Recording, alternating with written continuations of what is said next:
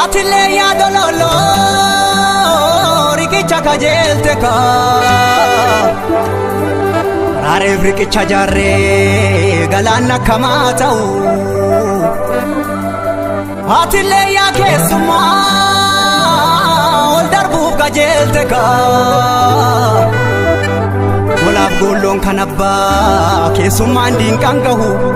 Ode bashiran kaba kandire kesadahu Du'eetan bada malee keessummaan diinqan gahu uduu abbaa koo haa ta'u uduu abbaa koo haa ta'u dubbiin kun icciituma odaan guyyaan daraaru kormi gateettii sobaa gadaa meelbaasin nyaaru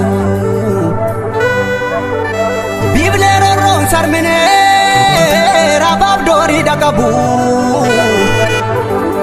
Tankiif jettiidhaan dhuftus dhaloonni qubee kuni sodaa qawwee hin qabu ajjeeseetu dibata du'us gumaa isaan nabu du'us gumaa isaan nabu numa baasa gumaa keenya gara laafuun ammeenyaa diinaa nutti bitte kaa harreedhaaf okaa hamnaan garbuu malee jette kaa kan qubatti qabantu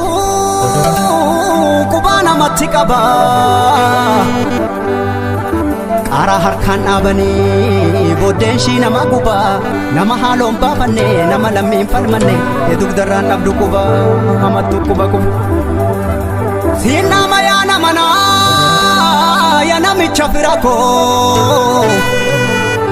yaa namicha fira koo yaa diimaa diinaaf dibbee tulluun sitti jigumoo lammeen si jiguu wayyaa afaan namaan dubbatta akka tamboo fi gaayya guutuu sawwaalchan qabdu badduus barbaachan qabdu koo lammii keessi wayyaa kaanu lammii keessi wayyaa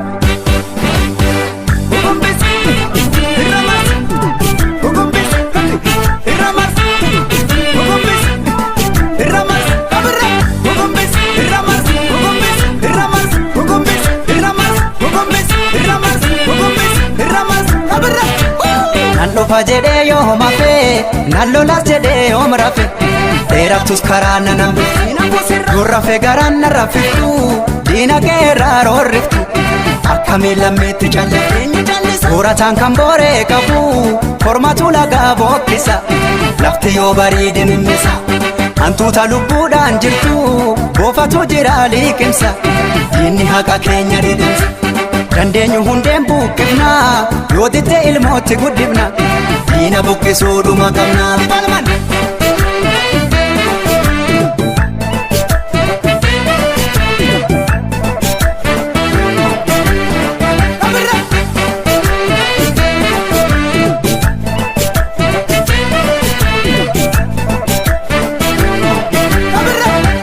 kan gaaf duraallee gumaan hin baane jedha kunni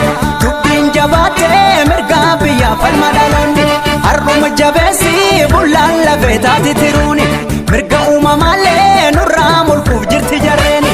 ulaan baniini kophaa jalaan seenti gadeeni jallaa jabeessi abbaadhumaan tolti qeeni jedhiini ijaarsa kee tolchi jedhiini abbaadhumaan tolti qeeni